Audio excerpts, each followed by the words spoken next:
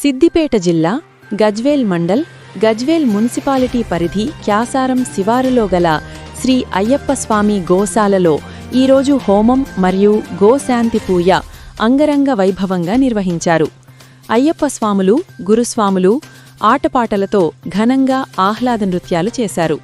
ఈ కార్యక్రమానికి హాజరైనవారు మాజీ ఎమ్మెల్యే తూముకుంట నరసారెడ్డి, సిద్దిపేట జిల్లా కొమరవెల్లి మల్లన్న దేవాలయ శాఖ డైరెక్టర్ నంగునూరు సత్యనారాయణ గుప్తా, గజ్వేల్ ప్రజ్ఞాపూర్ ఆర్యవైశ్య సంఘం మహాసభ అధ్యక్షుడు అయితే సత్యనారాయణ గుప్తా, గజ్వేల్ ఫర్టిలైజర్ షాపుల అసోసియేషన్ అధ్యక్షుడు గోలి సంతోష్ గుప్తా, ఉప్పలం మెట్టయ్య గురుస్వామి, గజ్వేల్ ప్రజ్ఞాపూర్ ఆర్యవైశ్య వాసవి సేవా సమితివారు, గజ్వేల్ ప్రజ్ఞాపూర్ తాజా మాజీ కౌన్సిలర్ తదితరులు ఈ కార్యక్రమంలో పాల్గొన్నారు. గజ్వేల్ పట్టణంలో అత్యంత వైభవంగా 3.5 ఎకరాల విస్తీర్ణంలో శ్రీ అయ్యప్ప గోశాలను గత 2015 నుంచి ప్రారంభించుకొని ఈ రోజు వరకు రూపుదిద్దుకున్నది. ఇంటింటే పడుతున్న చందంగా ప్రతి సంవత్సరం అభివృద్ధిలో ముందుండుకుంటూ ఈరోజు ఈ షెడ్డుతో సహా ఈరోజు ఇక్కడ 30 గోవులతో సహా మేము నిర్వర్తిస్తున్నాము.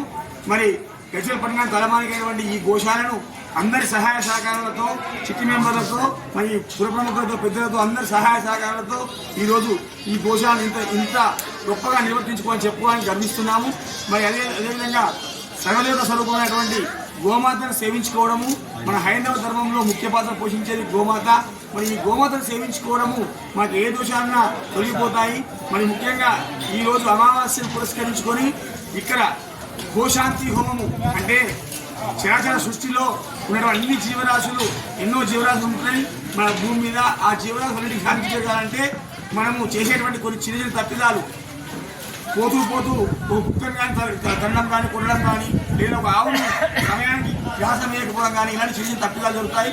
ఈ తప్పిదాలకు నివృత్తే ఈ గోశాంతి హోమం అని మన పంతులు గారు చెప్పారు. కాబట్టి ఈ అమావాస్య పర్వదినాన్ని పురస్కరించుకొని ఈ గోశాంతి హోమ కార్యక్రమం నిర్వర్తించుకున్నాము. అదేవిధంగా ఇక్కడ అమావాస్య రోజును పురస్కరించుకుని అందరూ వచ్చిన భక్తులందరూ కూడా గోవును పూజించుకున్నారు. వచ్చిన భక్తులందరూ కూడా అన్నప్రసాద వితరణ జరిగింది. మరి మాకు ఈ కార్యక్రమానికి సాధించిన దాదాపు పేరు ధన్యవాదాలు తెలియజేసుకుంటున్నాము.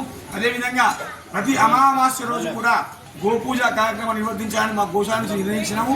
ప్రతి అమావాస్య కూడా మీరు వచ్చి గోశాలలో వచ్చి గోవును పూజించుకోవచ్చు. అదేవిధంగా ఒక నూతన వరవడి గజ్వేల్లో ఏంటంటే ఎవరైనా వాళ్ళ పుట్టినరోజు వేడుకలు కానీ, పెళ్లి రోజు వేడుకలు కానీ, వాళ్ళ కొడుకు పుట్టినరోజు వేడుకలు కానీ ఏదైనా కార్యక్రమాలు ఉంటే కూడా గోశాలకు వచ్చి చేసుకుంటున్నారు. వారికి సర్వదా అందరము రుణపడి ఉంటాము. వచ్చిన వారందరూ ఉత్తు చేతిలో పోకుండా ఖచ్చితంగా మాకు గోసేవకు కానీ గోగ్రాసానికి కానీ సమర్పించుకుంటున్నారు. వారందరికీ కూడా ఆ గోమాత కృపాకటాక్ష ఎలవేలా ఉండాలని కోరుకుంటున్నాము. జై గోమాత, జై గోమాత, జై గోమాత, రామ లక్ష్మణ జానకి జై బోలో హనుమాన్ కి, జై బోలో హనుమాన్ కి, రామ లక్ష్మణ జానకి, జై శ్రీరామ్, జై శ్రీరామ్.